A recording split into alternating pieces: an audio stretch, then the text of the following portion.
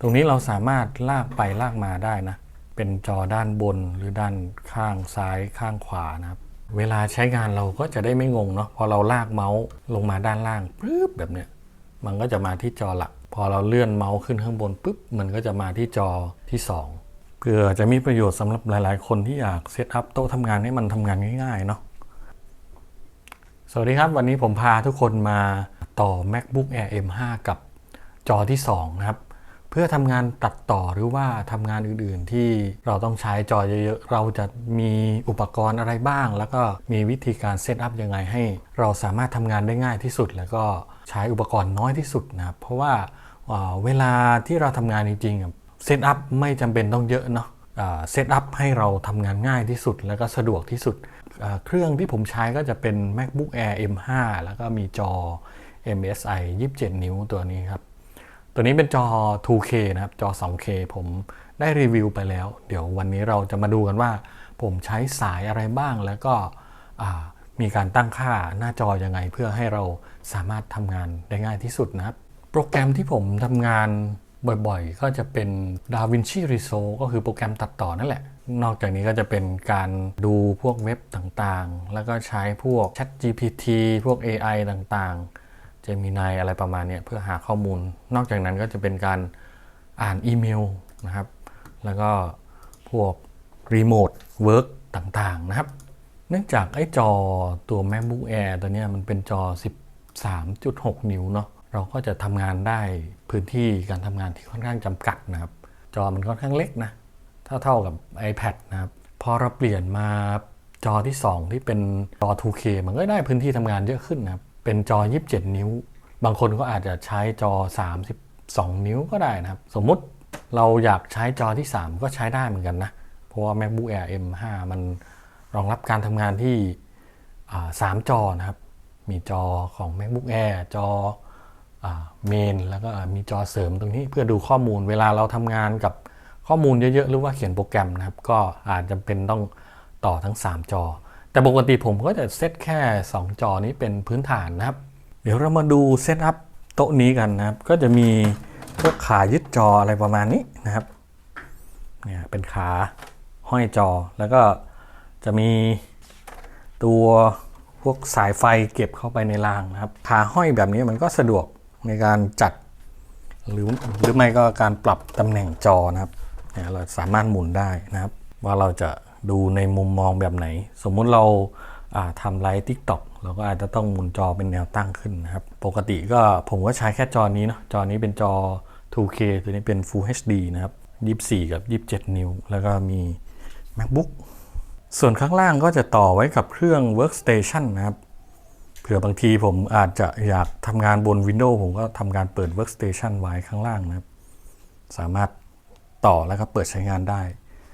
ด้านข้างหลังของตัวนี้ก็จะมีที่วางนะครับมันจะเป็นชั้นวางจอคอมพิวเตอร์เลยนะมันก็จะมีการต่อสาย USB เป็นฮับขึ้นมาตรงนี้ได้นะครับก็สะดวกเวลาใช้งานนะครับเราสามารถต่ออุปกรณ์เสริมต่างๆได้ตรงนี้ได้เลยเดี๋ยวเรามาดูด้านหลังพวกสายจอต่างๆเนาะสำหรับสายที่ผมใช้งานตอนนี้ก็จะมีเป็นสายเนี่ยครับ Type C เป็น HDMI ตัวนี้เนาะตัวนี้รองรับ 8K นะครับที่ผมต่อกับตัวMacBook อยู่เป็นตัวนี้นะครับนี่เป็นสาย 8K นะครับมันสะดวกดีอะเวลาต่อกับพวก iPad พวกอะไรก็เป็นหัว Type C ฝั่งนี้ก็เป็น DisplayPort พอตัวนี้มันต่อได้3 Input เนาะผมก็ใส่ต่อสายไว้3 เส้นเลยนะนี่ครับเส้นที่3เป็น HDMI ผมต่อกับ Workstation ครับตัวนี้คือชั้นวางแบบนี้มันก็สะดวกดีนะสามารถเอาคีย์บอร์ดเก็บเข้าไว้ข้างล่างได้นะข้างบนก็เก็บของนิดๆหน่อยๆได้ประมาณนี้นะครับเวลาทำงานจริงก็ประมาณนี้นะครับเปิดปลั๊กไฟผมก็จะต่อไว้ด้านข้างแบบนี้เนาะตัวไหนต้องใช้ผมก็จะสามารถเปิดสวิตช์ได้นะครับมันก็สะดวกดีเพราะว่าจริงๆตรงข้างหลังก็จะมีปลั๊กอยู่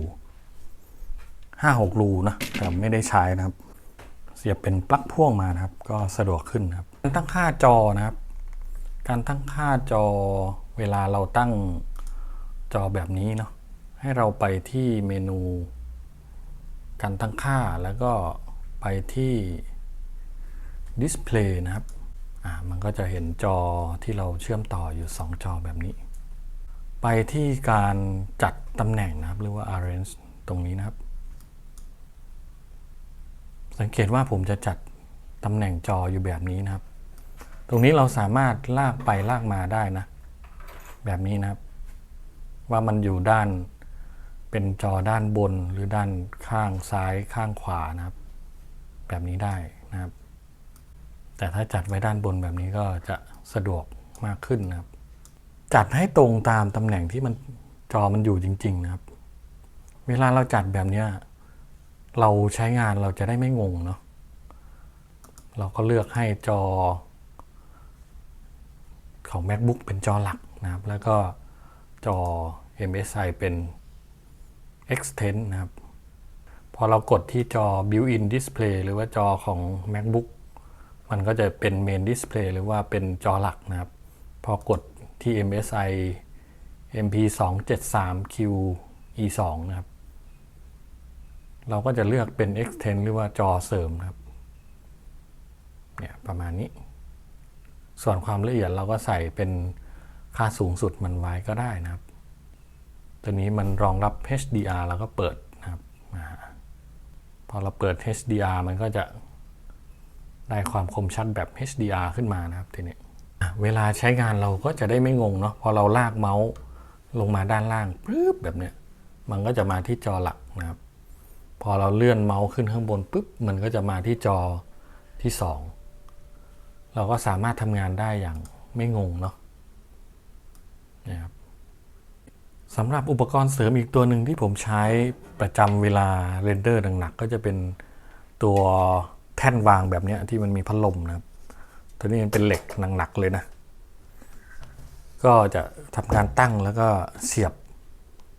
เข้ากับช่อง USB หรือว่าเสียบกับ power bank ก็ได้พัดลมมันก็จะทำงานนะเราก็จะเอาตัว MacBook ของเราขึ้นวางแบบนี้นะครับเพื่อเป็นการระบายความร้อนนะครับสำหรับโต๊ะทำงานเนาะปกติมันจะเป็นแผ่นไม้แบบนี้ผมก็จะมีตัวแผ่นรองที่เป็นคล้ายๆยางแล้วมีผ้ากำมะหยี่หรือผ้าสักหลาดอะไรไม่แน่ใจเหมือนกันตรงนี้นะครับเป็นหน้าเหมือนแผ่นรองเมาส์นะครับแต่ว่ามันขนาดใหญ่เนาะมันสามารถทำให้เราทำงานได้แบบ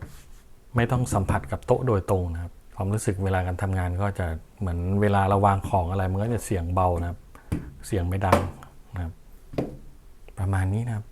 ต่ออุปกรณ์เสริมพวกฮับประมาณนี้นานๆผมได้ต่อทีนะเพราะว่าปกติผมใช้แค่จอที่2นี้ก็พอแล้วนะไม่ค่อยได้ต่อจอที่3เท่าไหร่นะแต่ถ้าจำเป็นต้องใช้เราก็ต้องใช้ตัวหัวแปลงแบบนี้ตัวฮับแบบนี้ในการต่ออุปกรณ์เสริมหลายๆตัวนะครับสามารถแปลงให้เป็นช่องหรือว่าเป็น HDMI เพิ่มได้นะครับ